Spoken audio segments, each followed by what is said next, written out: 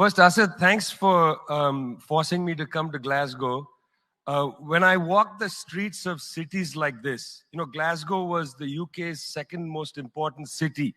Beautiful buildings, beautiful streets, a gorgeous city, When I see cities like this, I think also about the other side of it. There's a phrase from Walter Benjamin, every monument of civilization is also a monument of barbarism. I think of the famines in Bengal, the jute workers in Bengal sending jute to Dundee through the Glasgow port. I think of human beings from Africa enslaved and brought from Ghana to the New World, and all those prophets getting sucked into cities like London and Glasgow. Between 1765 and 1938, the British Isles stole $45 trillion pounds from India, 45 trillion sterling from India. We never got paid for that. When the British left India, when we threw the British out, our literacy rate was 13%. So much for several hundred years of so-called civilization. Meanwhile, our landscapes were destroyed. Coal was foisted on India. You foisted coal on us. You were the ones that came and made us coal dependent. And then you left, and now you dare to condescend to us. When I listen to Boris Johnson, when I listen to people like Joe Biden, when I listen even more to Emmanuel Macron, all I can think of is how condescending you are. You condescended to us 400 years ago. You condescended to us 300 years ago. You condescended to us 200 years ago. You condescended to us 100 years ago. You're condescending to us today.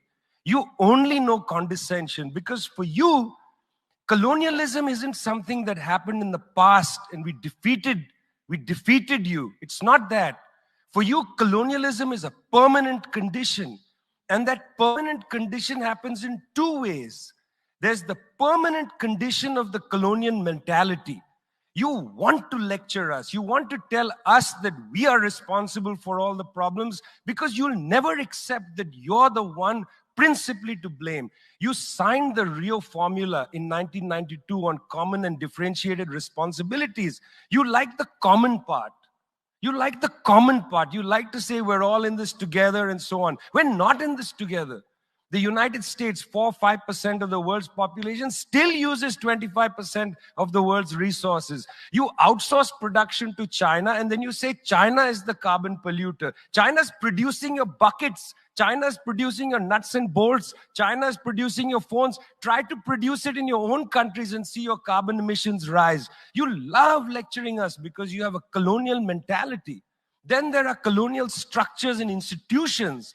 You lend us money, and every time you lend us money, which is our money, every time the International Monetary Fund comes to our societies and they tell us, here's the money we are giving you. No, it's our money. You give us our money back as debt, and then you lecture us about how we should live.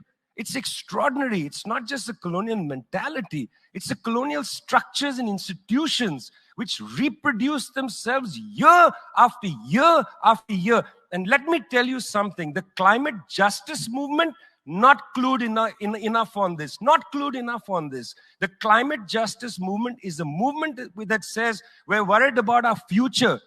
What future? What future? Children in the African continent, in Asia, in Latin America, they don't have a future. They don't have a present. They're not worried about the future. They're worried about their present. Your slogan is, we're worried about the future. What future? That's a middle-class bourgeois Western slogan. You got to be worried about now. 2.7 billion people can't eat now. And you're telling people, reduce your consumption. How does this sound to a child who hasn't eaten in days? You got to clue into this, guys. You got to clue into this. Otherwise, this movement will have no legs in the third world. No legs. Later, I'd like to tell you about the International People's Assembly, a network of 200 political organizations that we're setting up, rooted in the global south.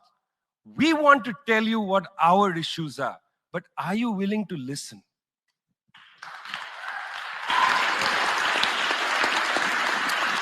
Thank you, Vijay.